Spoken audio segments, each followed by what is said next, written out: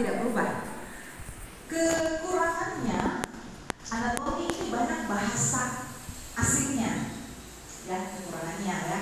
Jadi bahasa asing, jadi kita pakai standar itu bahasa Latin. Bahasa Latin ini bahasa standar internasional. Jadi kalau saudara-saudara, Bapak Ibu buka buku lain, ya makanya saya bilang sama Pak Usman, kalau misalnya ada buku acuan, biarpun ada dikasih materi dari pengelola, sebaiknya tetap ada buku acuan yang standar, karena kalau ada buku standar itu besok-besok Bapak Ibu ketemu sama orang lain yang juga belajar anatomi, baik orang Indonesia maupun bukan orang Indonesia, kita ada bahasa yang sama. Jadi ada istilah yang sama di seluruh dunia, sama bilang bahasa Latin, biasa kita bilang bahasa India, ya. Kalau di dalam namanya bahasa India. Jadi sebelum saya masuk untuk materi anatominya, kita kenal dulu istilah-istilah. Ya. Sebelum saya mulai tentang istilah-istilah, bisa barangkali saya foto dulu deh. Dari Bapak Ibu ini ada yang sekolah backgroundnya sekolah kesehatan, dokter, perawat, bidan, ada? Bisa tolong dikatakan? Yang perawat, bidan, dokter, farmasi, ada farmasi? Tapi baru satu yang hadir, dokternya baru satu yang hadir. Bukan sekolah kesehatan sama sekali, bisa tolong angkat tangan? Ya. Bukan sekolah kesehatan sama sekali, ya. Oke. Nah, nanti saya punya bahasa ketinggian. Masalahnya kenapa saya harus tanya? Nanti kalau misalnya saya pakai bahasa yang standar, nanti protes sama Pak Usman. Pak, nggak didengar ya apa yang dibilang tadi itu. Ya, jadi kalau yang ternyata ada yang sudah belajar anatomi sebelumnya, ya hitung-hitung kita mengulang saja ya. Bagi yang barangkali baru dari belajar anatomi, tidak apa-apa, kita satu hari ini kita belajar bahasa baru. Nah, sekarang kita bicara dulu istilah-istilah. Jadi istilah ini standar internasional, baik di Indonesia maupun di luar Indonesia, ini semua istilahnya sama. Jadi kalau anatomi sendiri itu asal katanya itu ana dan tomos, ya ana dan tomos. Terus ada istilah-istilah penting di dalam anatomi. Jadi istilah ini yang untuk menentukan letaknya.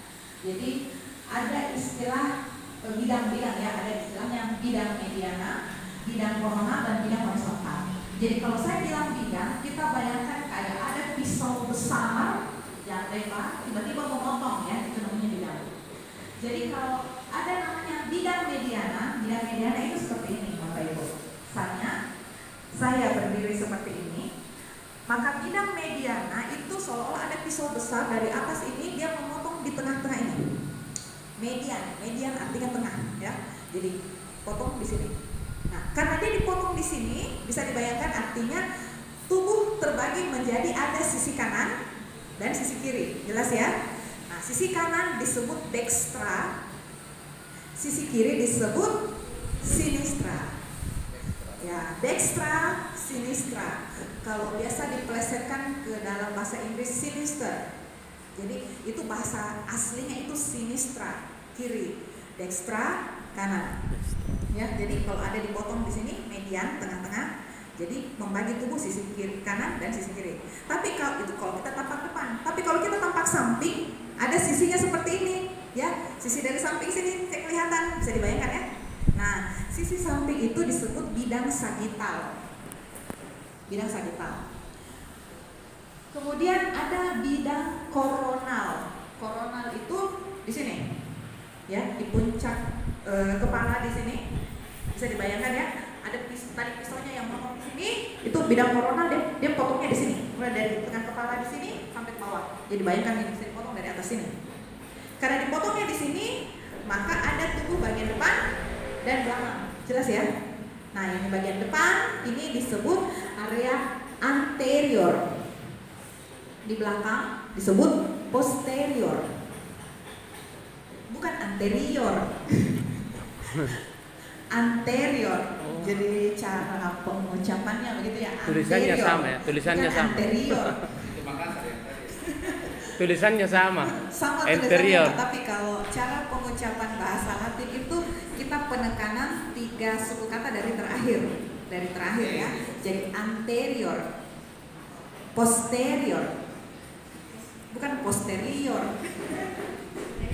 Ya, ini daerah anterior, daerah posterior. Jadi semua yang di depan-depan namanya anterior, belakang-belakang namanya posterior, ya, posterior. Kemudian horizontal itu artinya ini, sejajar, ya. Kalau misalnya horizontalnya di sini, pisaunya tadi itu ada di sini, maka akan membagi tubuh menjadi bagian atas dan bawah, ya. Atas namanya superior. Bawah namanya inferior. Nah, barangkali Bapak Ibu sering dengar ada istilah itu orang tuh kodok inferior sekali. Tidak pede, rendah diri ya. Jadi kalau kita mendengar kata inferior itu bawah. Jadi mengacu kepada sesuatu yang berada di bawah, ya. Jadi itu inferior.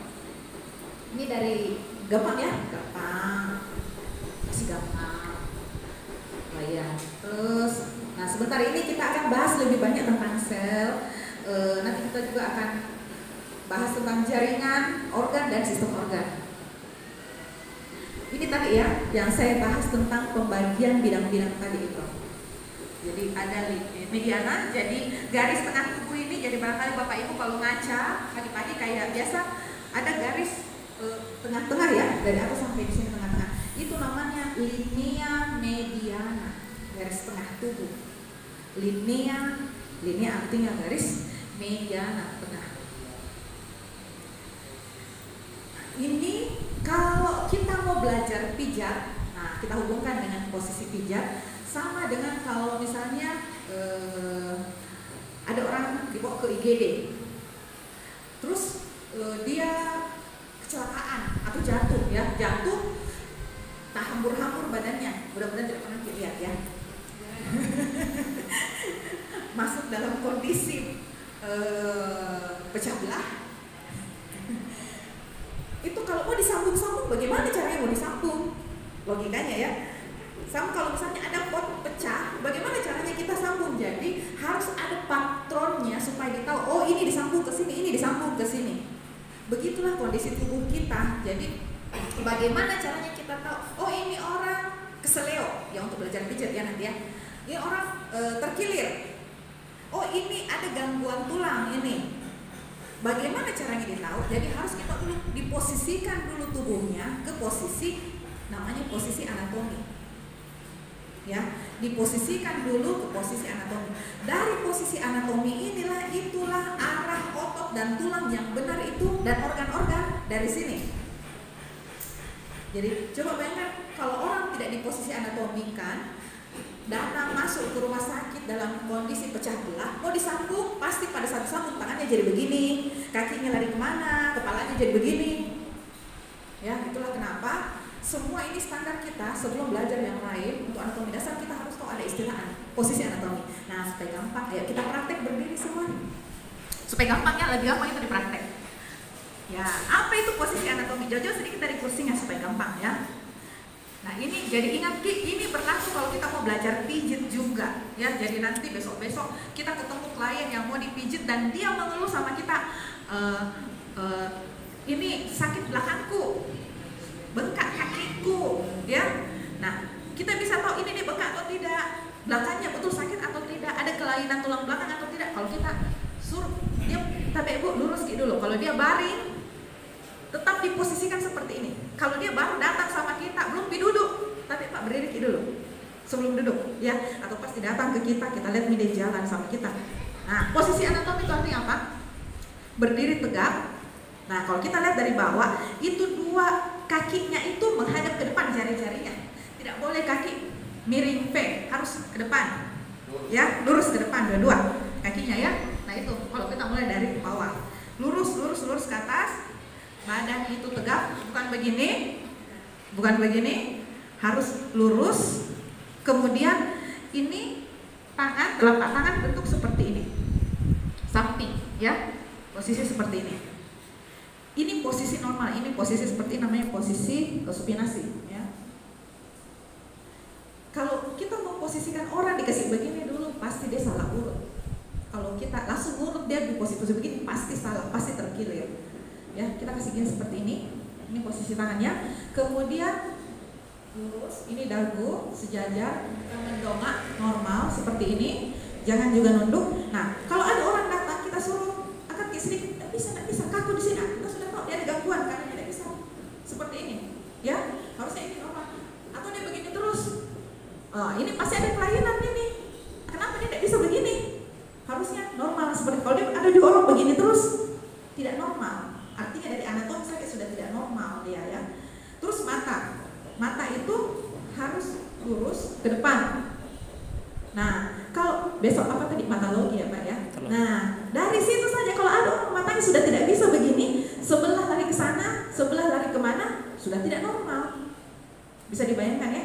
Jadi inilah posisi anatomi. Jadi posisi anatomi adalah posisi tegak lurus, jari-jari kaki lurus menghadap ke depan, telapak tangan di samping tubuh, tangan di samping tubuh dengan telapak tangan menghadap ke depan, muka lurus, badan tegak, mata lurus menghadap ke depan. Bisa dibayangkan?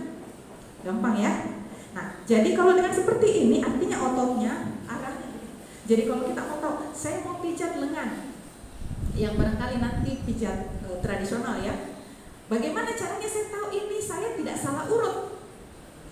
Jadi kalau begini posisinya ini arah tulangnya ini langsung ketahuan. Ini radius, ini ulna. Kalau kita posisi begini, tangannya ini orang bingung yang mana. Apalagi kalau kita tidak tahu.